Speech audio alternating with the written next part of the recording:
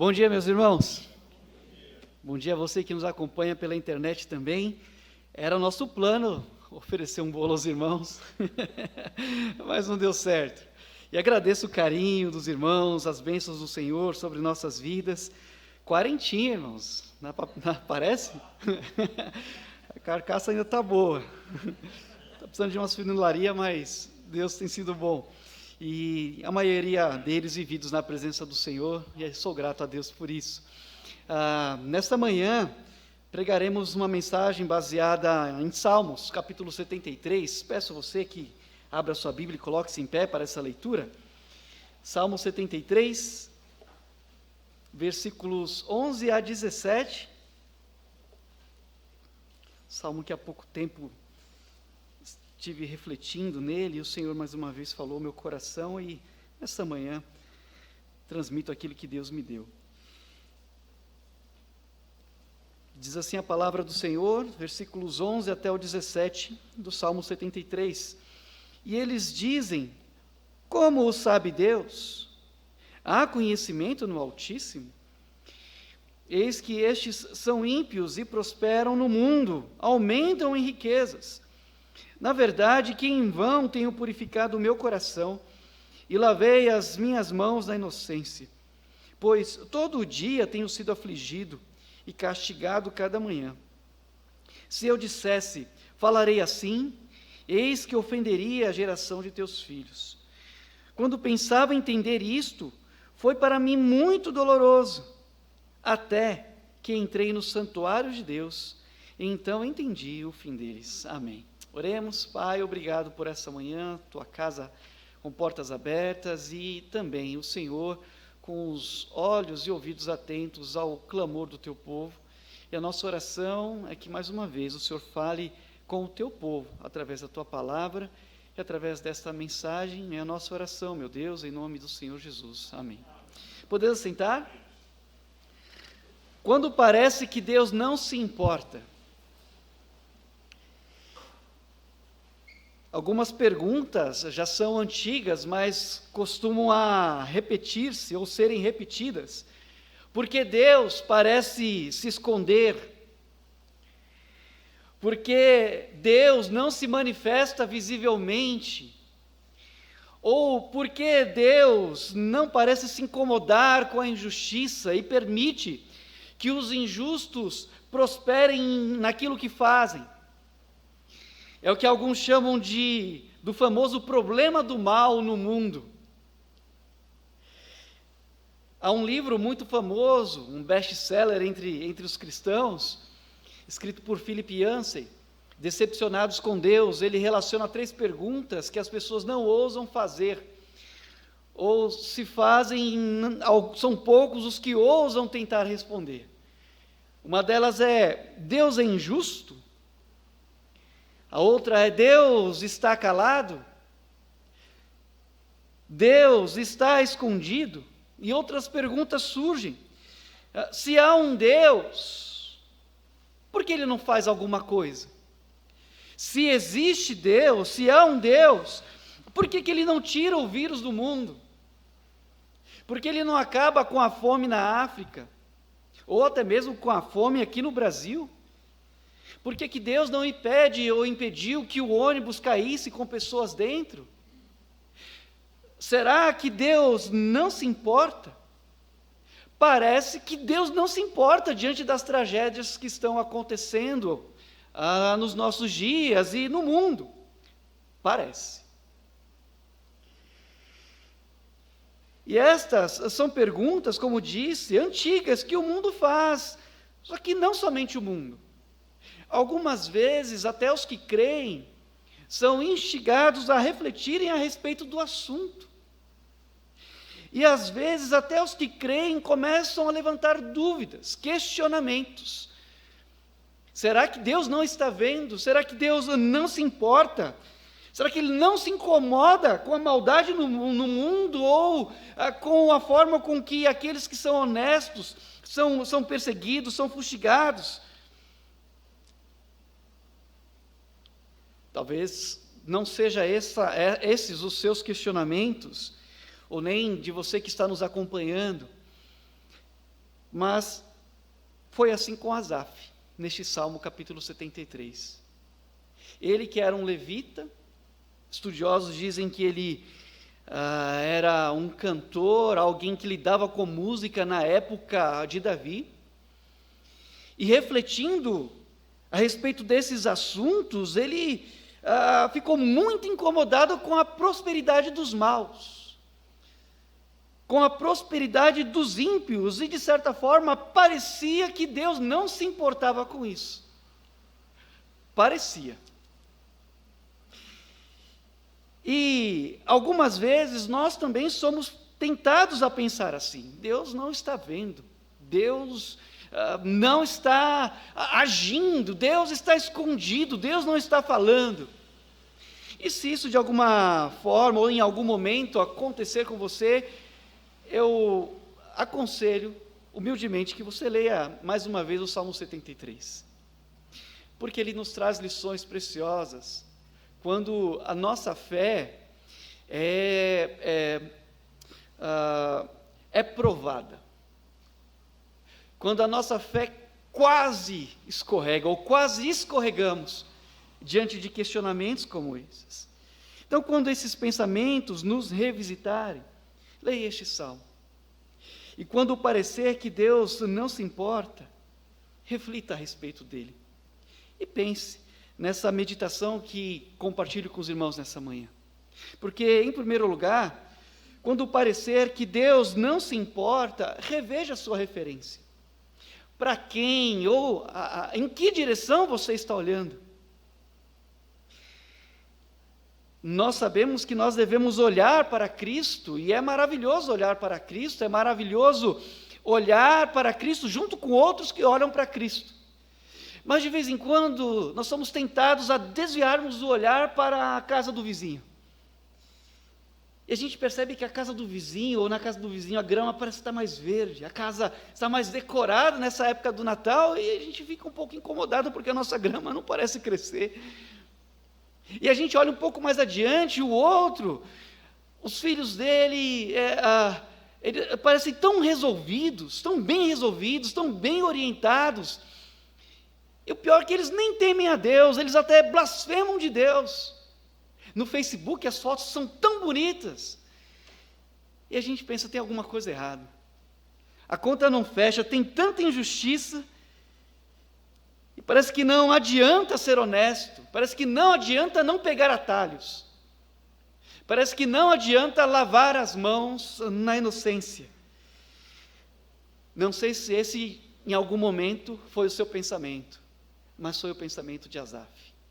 Esses pensamentos, esses sentimentos subiram ao seu coração. E ele era, sem dúvida, um servo de Deus, era alguém que trabalhava na obra de Deus, mas ele era humano. E ele era honesto.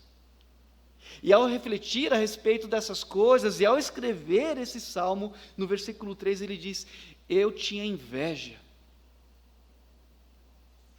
E é muito difícil a gente dar nome aos nossos sentimentos, principalmente aqueles dos quais a gente não gosta, dos quais a gente tem vergonha. Dizer assim: olha, eu sou um orgulhoso, eu realmente não me agradei do fato de ver o outro avançar adiante de mim, ou crescer mais do que eu. E a gente começa a se esconder atrás de temperamento, de personalidades, mas na verdade o nome disso é pecado. Ele ao menos foi honesto e foi corajoso, ao reconhecer que ele tinha inveja dos nécios, versículo 3, quando via a prosperidade dos ímpios. E algumas pessoas dizem que inveja é desejar o que o outro tem. Talvez sim, ou talvez isso seja cobiça. Há quem diga que inveja é não se alegrar com o sucesso do outro, é você não querer que o outro prospere. Inclusive até torce para que tudo dê errado. Seja qual for o sentimento, cobiça ou inveja, isso não condiz com o sentimento que devemos carregar, uma vez que já temos a Cristo no nosso coração. A nossa referência deve ser Cristo. O nosso exemplo a ser seguido é Jesus. Então, irmãos, não erremos a referência, olhemos para Cristo. E ainda que os ímpios prosperem, a nossa referência é Jesus. É para Ele que os nossos olhos devem estar voltados, porque se isso não acontecer, aquilo que deveria desenvolver em nós admiração ou elogio, gera uma espécie de amarga inveja. E como Tiago disse, esse tipo de sentimento faz parte de uma sabedoria que não vem de Deus, mas é uma sabedoria terrena, animal e diabólica. Dura essa palavra, mas é a realidade. Torcer pelo não progresso do outro, e para ser mais brando, ignorar o outro, assim, eu não quero nem saber se ele está dando certo na vida, porque eu não quero nem saber. Não condiz com o nome que professamos, ou com o exemplo deixado por Cristo. Que o Senhor tenha misericórdia de nós, e que a nossa oração seja: Senhor, eu quero aprender na mesma escola que Paulo aprendeu, a escola do contentamento. Eu quero aprender a contentar-me com o que tenho. Eu quero aprender a contentar-me com o que o Senhor tem me dado. E desejo que as palavras da minha boca e o meditar do meu coração agradem a Ti. Em segundo lugar, quando parecer que Deus não se importa, lembre-se que a Ele pertence a resposta final. O salmista pensava nessas coisas, tentava entender, e para ele era muito doloroso que o versículo 16, dar o nome ou os nomes aos nossos pecados e refletir a respeito das injustiças do mundo, é muito doloroso. E isso estava incomodando o salmista. Mas alguma coisa aconteceu que o fez mudar de entendimento. E o que foi? Versículo 17. Até que entrei no santuário de Deus, então entendi o fim deles. E por mais que a maldade pareça prosperar no mundo, Deus, o Todo-Poderoso, é justo e bom, e é Ele quem tem a palavra final. Então, quando ele entrou no santuário, ele entendeu isso. Irmãos, Deus nunca foi e nunca será derrotado. Deus não tem adversário. E por mais que a morte amedronte a humanidade, é Jesus quem tem a palavra final sobre a morte. Porque Ele venceu a morte e você deveria dizer amém. É a vida quem tem a palavra final, não é a morte. Então Deus, Ele não tem adversário, o diabo não é adversário de Deus.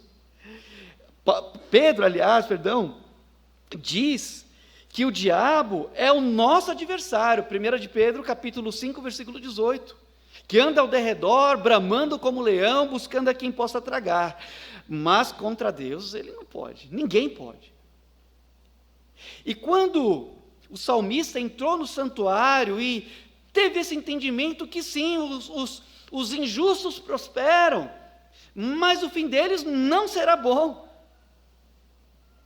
Porque há um Deus que é justo e que agirá conforme a sua justiça. Então ele mudou completamente o seu sentimento. E aí Jesus disse: se você que tem fome e sede de justiça, ele diz: você é bem-aventurado. Bem-aventurados que têm fome e sede de justiça, mas não porque têm fome e sede de justiça, mas porque serão fartos, serão plenamente saciados. Essa é a promessa do Senhor Jesus.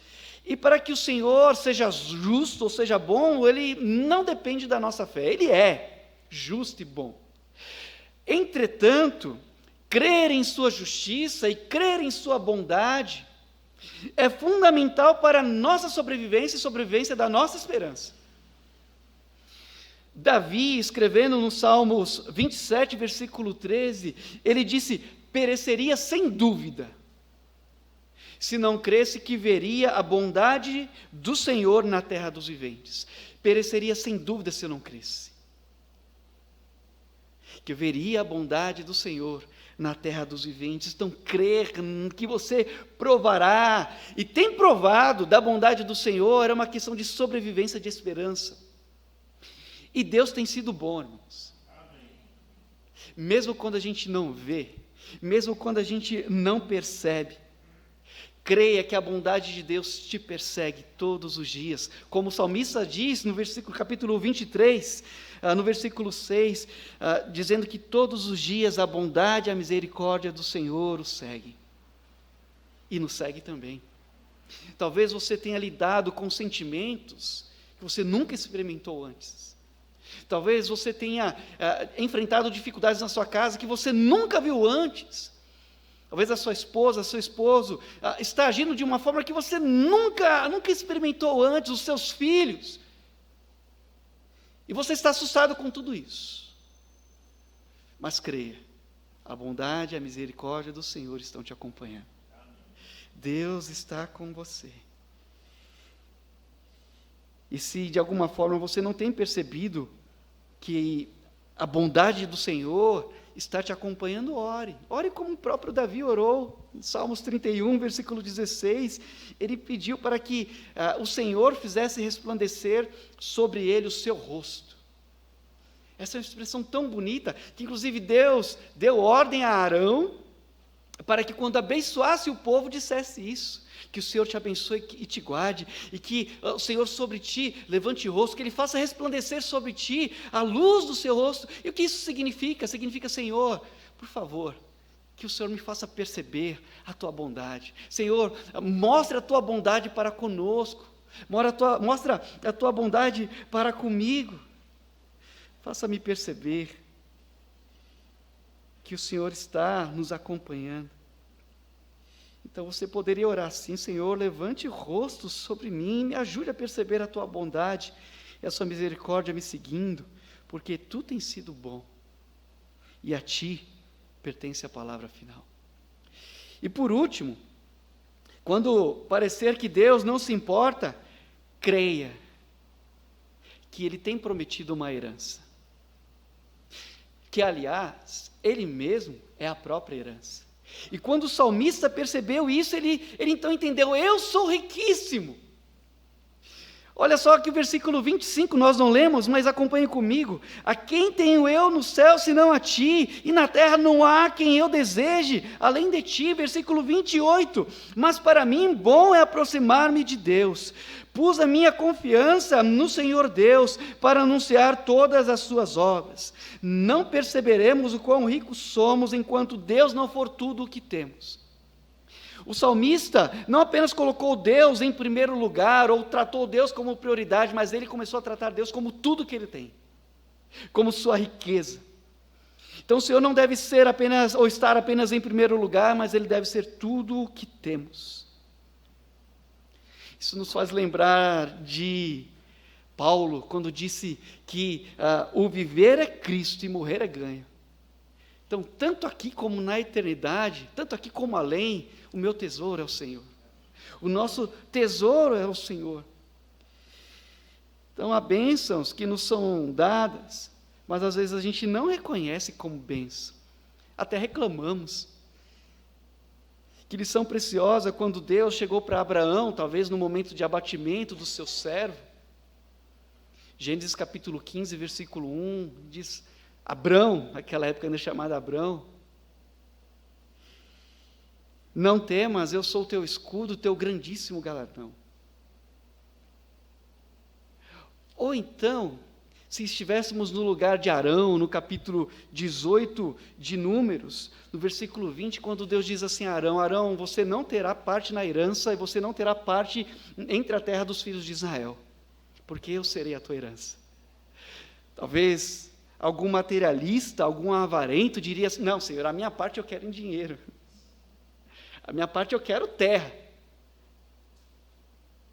Quem faz isso não tem ideia do quão riquíssimo é o nosso Deus, e Ele é a nossa porção, Ele é a nossa herança. Pedro fala que há uma herança guardada para nós na eternidade. Nós temos uma esperança que não perece, nós somos um povo riquíssimo, e às vezes a gente não percebe, às vezes a gente não dá valor, mas Deus, Ele se manifesta, e dá sinais da sua bondade, como já ouvimos o nosso pastor pregando há algum tempo atrás, sinais da bondade de Deus, para dizer, olha, você não é pobre, eu estou aqui, eu sou o teu tesouro, o teu grandíssimo galardão.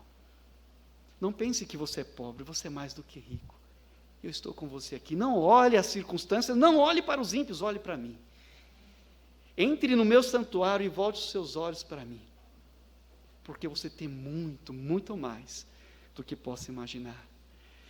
Então que o Senhor nos abençoe e que Ele nos ajude a perceber que Ele se importa conosco e que nos acompanha por onde quer que a gente vá. Que Deus nos abençoe. Amém. Pastor.